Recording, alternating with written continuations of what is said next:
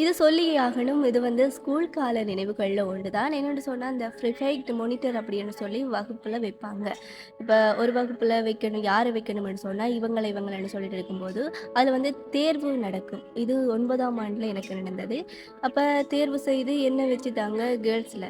சரின்னு சொல்லி இந்த மீட்டிங்லாம் நடக்கும்போது, வகுப்ப வந்து அமைதியா வச்சிருக்கிறது, வகுப்பு ஒரு கட்டுப்பாட்டுல வச்சிருக்கிறது, ஒரு மானிட்டருடைய கடமை அப்படின்னு சொல்லி நம்ம அதெல்லாம் செய்தா அதெல்லாம் ஒரு பக்கம் போயிட்டு இருக்கும்போது, அமைதியா இருங்க இல்லாட்டி சார் சொல்லிக் குடுப்பா அப்படின்னு சொல்லி பேரெல்லாம் எழுதும்போது, ஹலோ ஹலோ உன்னை வச்சது வந்து நீ அமைதியா இருக்க, நீ வந்து பெருசா எங்களுக்கெல்லாம் ஏச மாட்டா அப்படின்னு சொல்லி தான் நாங்க ஒண்ணு வச்சிருக்கோம். நீ என்ன கதை கதைக்க அப்படின்னு சொல்லி ஒரு மெமரிஸ் உண்டு.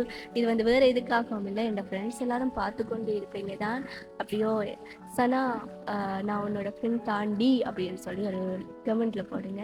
ஹாய் சொல்றேன். இந்த நினைவுகளை வந்து இப்ப நினைச்சு பார்க்கும்போது வாழ்க்கைன்றது வந்து இப்ப இருக்கிறத விட நம்ம பாடசாலை காலங்கள்ல வந்து எவ்வளவு கஷ்டமா இருக்குது அப்படின்னு வாழ்ந்தாலும் ஒரு இனிமையான தருணம் அப்படின்னு தான் சொல்லலாம். அது ஒரு இனிமையா வாழ்ந்த தருணம், எந்த கவலையும் இல்லை, படிப்பு மட்டும்தான் அங்க இருக்கு அப்படின்னு சொல்றது மட்டும்தான் அந்த பாடசாலை நடக்கிறது.